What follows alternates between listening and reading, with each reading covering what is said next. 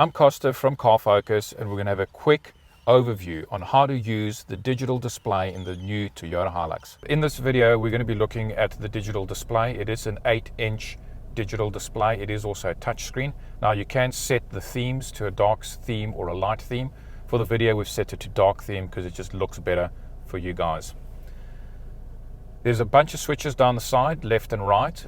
These switches double up with a lot of the controls that you can actually also use through the touchscreen. So if you want to use a touchscreen, you can, but if you prefer a more analog type button that you can touch and feel, you can use these buttons here. So having a look at them, this is your home screen button, this is your main menu button.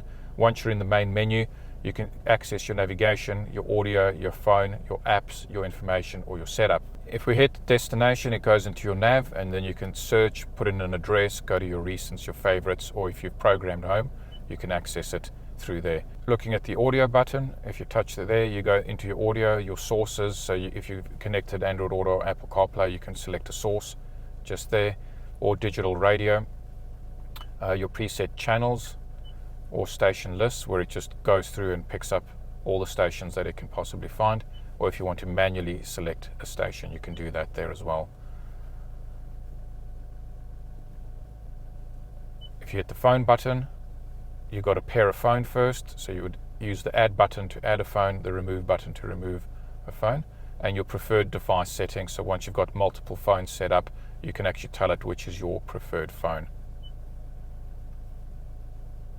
In the apps button, you have to download the Toyota app, install it on your phone, create a valid account on your compatible connected device, and then once that's paired here, you can actually access the apps that are available. And lastly, full view map brings up your satellite navigation. The power button is for switching the radio on and off, and then the volume controls. On this side, you got the channel button.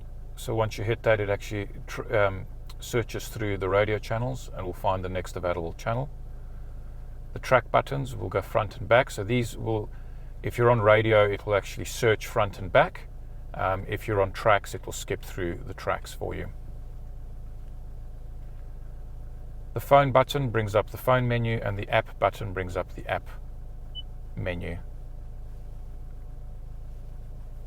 So in short, and in summary, your menu button over here, these 6 buttons are replicated on the side of the vehicle here. So you can access them through the touchscreen or through the buttons.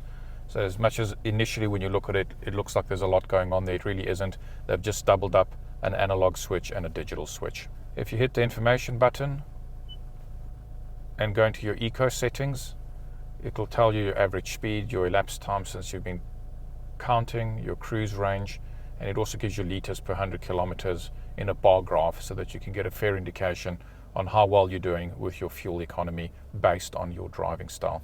You can also clear it here, which will reset all of these menus and give you a fresh, clean start. Inside the setup button, there's quite a bit that you can set up here. You can do system times, projection settings, that's where you can activate or deactivate Apple CarPlay and Android Auto.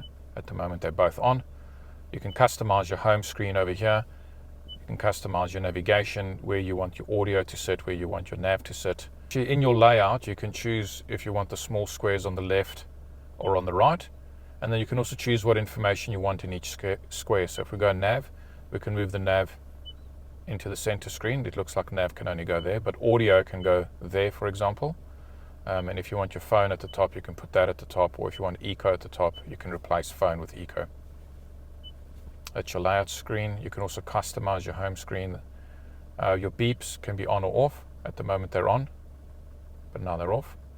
Back on. Theme settings, this is where we change the theme, so you can get like a red theme, a dark theme, a black and white theme, or a black and blue theme. There's also a few more options underneath here. You can go units of measurement, liters per 100 or kilometers per liter for fuel consumption. Auto change to screen is on or off. You can have a QWERTY keyboard or an alphabetical keyboard.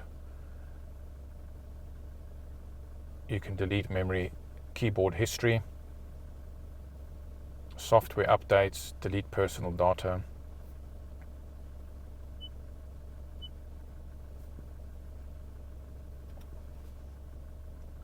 So when you go to the red theme, even your menu buttons change. So it's the same menu buttons, but now they've become round with red outlines. You can see here how we redesigned the home screen, and our nav is sitting on the left-hand side, and our radio and eco trip computer is sitting over here because we customized them that way. Back into settings, back into theme, back into the original theme that we started the video in, and these change again. You can also switch the screen off just there. Now if you want to activate the reverse cameras, you've got to use the button on the dash just to the right of the steering wheel, and now we're into the reverse cameras. You can see your 360-degree view just there, and you can also see your rear view cameras there. So we're in park at the moment, so it's giving us our front camera. If we flip it into reverse, it flicks over to the reverse camera, and in the reverse camera we've got two different options: full reverse view, where you only see your reverse camera, and this is dual reverse view with 360-degree view. You can also activate and deactivate your dynamic lines. If you've got any questions, leave them in the comments below. Thank you for watching. Don't forget to subscribe.